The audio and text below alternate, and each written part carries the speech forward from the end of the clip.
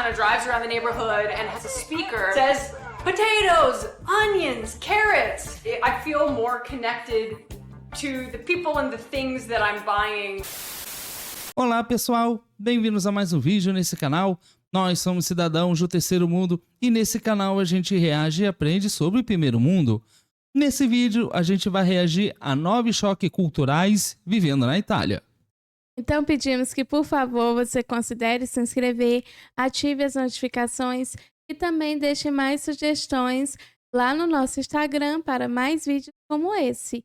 E agora vamos para a reação. Hi everyone, welcome back to my channel, Bentornati. If you're new here, hey, welcome, my name's Katie. I live in the south of Italy, in Puglia. I moved here a few months ago, and today I want to tell you about some of the things that have given me and my partner Connor shock culturali, if you will. So here we go. Here are some things that have really stuck out to us. Number 1. No cappuccino after noon. Niente cappuccino dopo mezzogiorno. This applies for not only cappuccinos, but also just adding milk to your coffee, like the one I added here. So I made this coffee from my mocha pot, not the one on my t-shirt, my actual mocha pot. And I like adding milk to it. Totally acceptable in the morning. After morning, not cool. They really consider milk, and so cappuccinos also, as a breakfast time thing. Which brings me to point number 2. Breakfast in Italy is sweet. By and large, you will find so many dolci. Sweet treats, pastries. It might go without saying, but I'll extrapolate. As Americans, we love our egg. We love our hash browns. We love our bacon, egg, and cheese sandwiches. Those are not things that you can expect breakfast time here in Italy. Il 90% delle persone mangia dolce e ci sono alcuni che fanno una colazione salata, però generalmente sono pochi. Mangi la colazione sempre dolce? Io sì, ho sempre fatto la colazione, è sempre stata dolce, sempre. Number 3. Que engraçado isso, porque aqui a gente não tem muito isso de hora para tomar café. Na verdade, as pessoas aqui não tomam muito cappuccino, não, é mais café mesmo. Mas não tem uma hora, assim, até à noite as pessoas tomam. E interessante essa questão também do café da manhã deles serem doce, né? Porque aqui o nosso é totalmente diferente. Sim, aqui a gente tem o hábito de comer em algumas situações frutas, em outras situações, na grande maioria das vezes um sanduíche com queijo e presunto, mas em algumas ocasiões a gente costuma comer pão doce.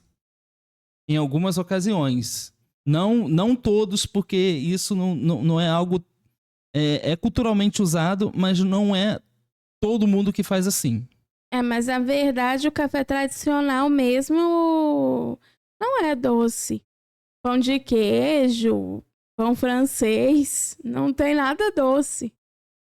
Very related to the first 2 points, which is just the very specific food rules here in Italy. Italians tend to think of food very traditionally. They don't really mix and match. It's like the way things are done are the way things are done for a reason.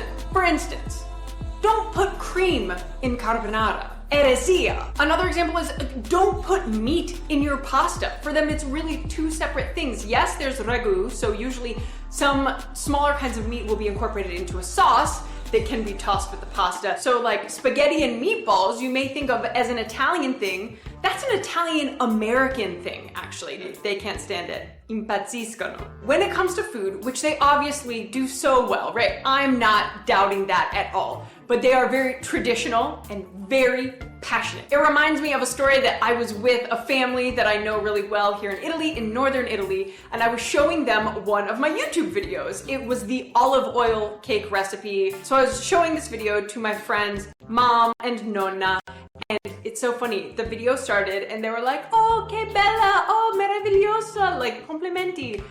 And then as soon as I started mixing the ingredients, it shifted. They're like, oh no, the nonna was like, no, non è giusto. It's not the right way of doing things. So, sbagliato. Number 4, Do not go outside with wet hair. Non uscire con I capelli bagnati. It has to do with something that they call la cervicale. All right, I'm meeting up with my friend Amy. She's Canadian. She's just as perplexed by this wet hair thing as I am, so I'll let her tell you. She's married to an Italian. Oh no, in Italy you're not allowed to go outside with wet hair, because if you do go outside with wet hair, you'll end up with something that's called cervicale. You cannot show up in front of your kid's school with wet hair, because I promise you will be looked upon as a horrible parent and as someone who is defying laws here in Italy. If you go outside with wet hair, if you don't wear a scarf, ti viene la cervicale. Speaking of hair... Caramba, mas eu não tinha ideia sobre isso. Eu estou tão surpreso quanto você. Aqui, para nós, é muito comum sair com o cabelo molhado, mas que loucura descobrir isso sobre a Itália. Sim, na verdade, aqui em nosso país, se você sai com o cabelo molhado, as pessoas vão pensar que você tomou banho. Então, as pessoas aqui em nosso país não vão achar isso ruim. Elas vão achar que a pessoa que tomou banho, aparentemente, parece ter uma boa higiene. É o que a gente pensa aqui em nosso país. Let's bring Connor into the picture. It's gone. Yeah, you shaved it off. You snapped it away. I snapped it away. Bringing you in here to talk about some of our culture shock moments. Oh yeah, boy, there's been a lot. Yeah! Alright, so number 5, controra. Controra is actually a word in dialect, I've learned, but it is what they call the pause in the afternoon when it is like a ghost town.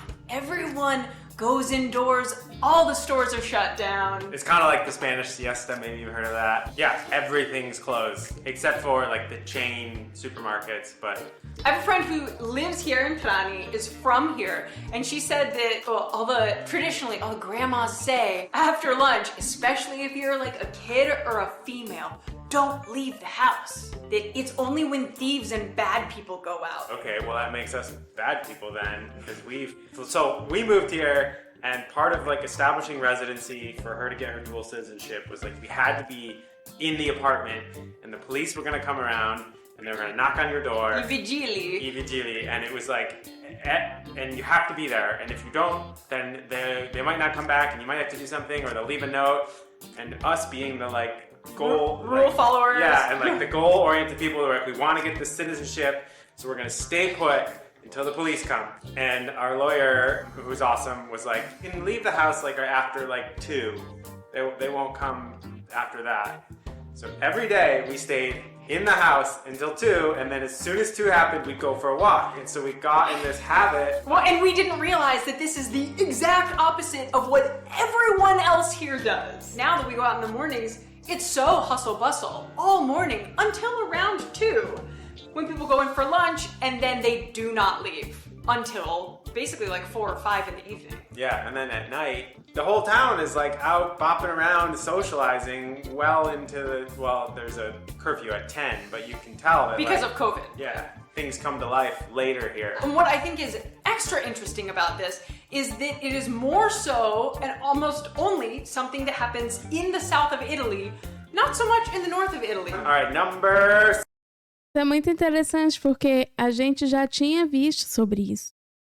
E realmente é uma loucura porque isso não seria possível aqui no Brasil, porque acho que os empresários não iam gostar muito dessa ideia. Mas eu acho incrível porque é uma coisa que fala também sobre como eles priorizam o bem-estar deles, né? E não pensam somente em se sobrecarregar com trabalho. Eu realmente adoraria que as pessoas também pensassem aqui sobre isso. Sim, eu também. E é muito interessante a gente perceber que em alguns lugares da Europa é assim. E não é o primeiro país que a gente vê alguém fazendo esse tipo de observação. De que em determinado horário do dia, simplesmente os estabelecimentos fecham para almoço. Né? E isso é realmente muito interessante, e aqui a gente realmente poderia adotar isso, mas como você falou, os empresários aqui não iriam gostar nem um pouco disso. Então é somente 1 hora, e em alguns locais de trabalho no nosso país nem 1 hora de almoço é permitido. 6. Insane queuing. I'm talking about the lines. We are not in England anymore when it comes to queuing. There are no, the British love themselves a good queue. They love standing in line neatly and orderly and following the rules. Not so much here. I like to think of it as a chaotic cluster most of the time. Well, then sometimes there's like a take a number thing, and They also love the tickets. Yeah, but it depends. For my permission to be in Italy, my permission soggiorno, the advice was to get there like an hour early. So I got there an hour early, and there was like a line snaking out of the door. Older women would just kind of like come and stand by the line and like talk, and then they would like walk out of the line, and so I wouldn't know if I was supposed to like fill their space or just, and I don't know, I'm still like a new American, so I just kind of, it was very stressful for my to undo my British orderly mind of, hey, this is a line, we stand in line, no cuts. Oh, it was all very stressful. There's a lot of confusion when it comes to the lines. This rolls into Mas que loucura isso, porque aqui nós também temos filas. E são muitas filas e nós também temos senhas. E as pessoas às vezes também não ficam de maneira organizada na fila. Elas ficam meio que bagunçadas, assim. E às vezes é meio confuso, mas é surpreendente saber que lá também tem isso. Sim, aqui tem fila, aqui tem senha, inclusive tem a fila da fila. Então aqui a gente... uma boa parte da vida das pessoas que moram no nosso país é fila. Em tudo que você vai fazer, em boa parte das coisas que você for fazer na rua, tem fila. There's just a lot of bureaucracy, and you have to go to this place and get this form, and you have to go to this place and get this form, and you talk to this guy, and after all that, they do it wrong. All right, so today we're going to the Agencia del Entrante to get our health cards, which we were supposed to have already gotten. We've already been to this place. We went and sat for the exact same appointment that we also just sat for again this morning. But it still didn't work out. We didn't have the right forms or something. So we left and now we're going back. We left because they sent us to City Hall for a different appointment. Yep, that's City Hall. And now, because that appointment also failed last week, so we have to do that over. And now we're hopefully going back to finally get our cards for the health system. Yeah, so... Number 7. The tone of voice used in normal speaking here, the directness, is not something we're particularly used to. Not from the Midwest, where we're both from. Maybe more so in New York City, where we lived for a decade. Then certainly not in ever polite England. Yeah, in England where they would say sorry if they ran into you. Yeah. Here, people speak, just the way of speaking is a little, it sounds like they're mad at you, but they're not mad at you.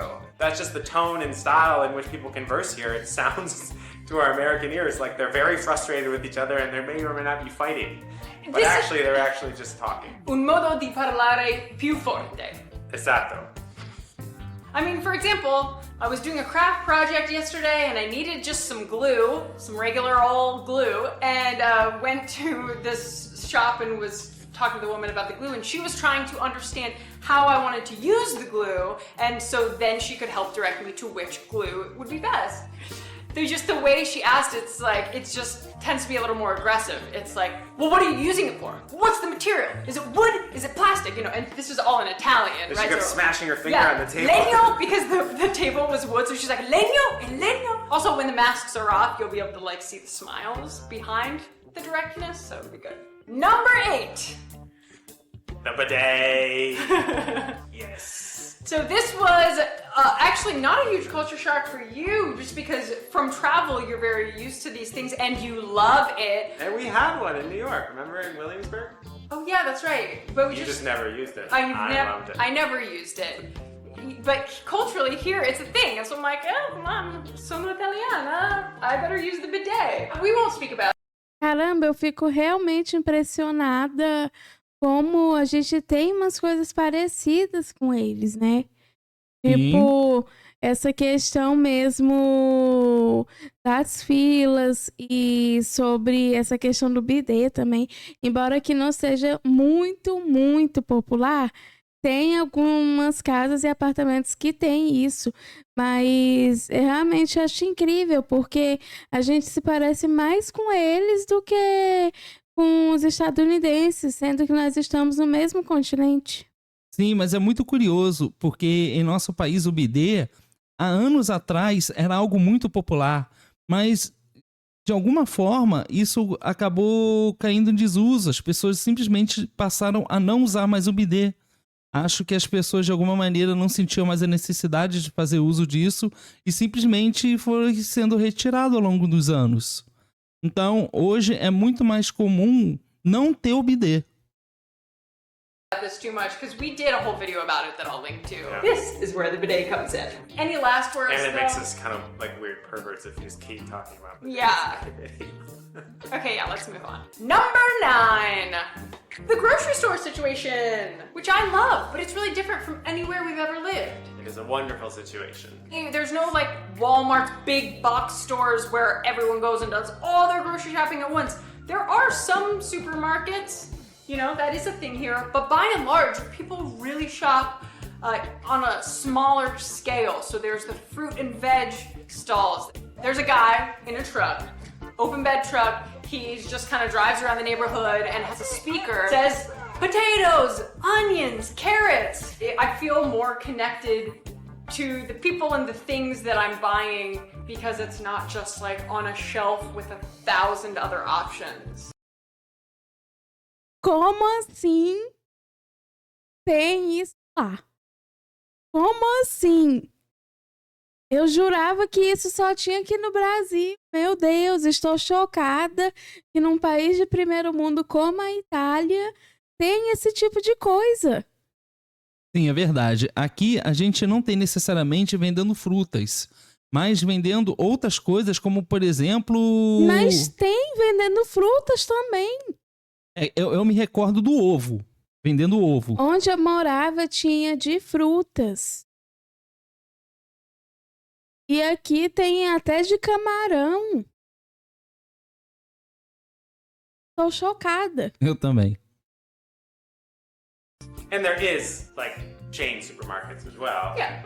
They're just a little bit smaller. Definitely way more Nutella and Pasta. way more pasta Way more pasta. than you would get in your average American or British supermarket. I counted about 250 kinds of pasta. Dang! Culture shock. Mainly, the biggest culture shock for me here is just that, like, every day I get to wake up and go walk along the Adriatic with my lovely wife, and you know, just so stoked to be on this adventure. And we're both so enjoying continuing the journey of learning Italian and the language and getting to practice every day and interacting with the people who are so kind here. So, that being said, ci vediamo presto. As always, thank you so much to the Quirky Club, my incredible Patreon community. Grazie di cuore. And if you haven't subscribed to this YouTube channel yet, what are you waiting for? Press that subscribe button, give it a thumbs up. Ciao, ciao. Don't forget to keep it quirky. Bye!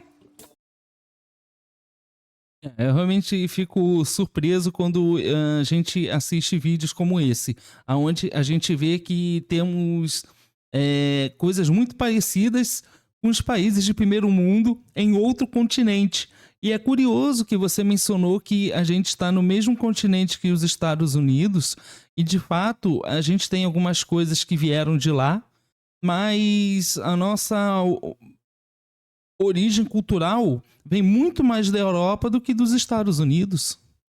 Verdade, eu acho isso super interessante, mas eu não vou mentir, o que mais me chocou nesse vídeo é ver essa questão aí do caminhão de frutas com alto-falante. Eu juro que eu não sabia que isso existia em outros países. Então, eu tô muito chocada e fico feliz de saber que nós temos isso em comum com eles, porque eu acho essa ideia muito louca. Sim, mas as filas, o bidê, vendendo frutas na rua, isso a gente tem uma similaridade realmente com a Europa. E eu eu desconfio de que muitos italianos não gostariam de ver como a gente trata as comidas aqui em nosso país. Porque muitas pessoas aqui têm um hábito de realmente misturar tudo. Eu acho que o italiano não ia gostar muito de algumas coisas nesse sentido. É verdade, mas essa foi a reação desse vídeo. Então, se você gostou, aproveita para se inscrever, ative as notificações e também deixe mais sugestões lá no nosso Instagram para mais vídeos como esse. Muito obrigado por ter assistido esse vídeo e a gente se vê na próxima reação. Tchau!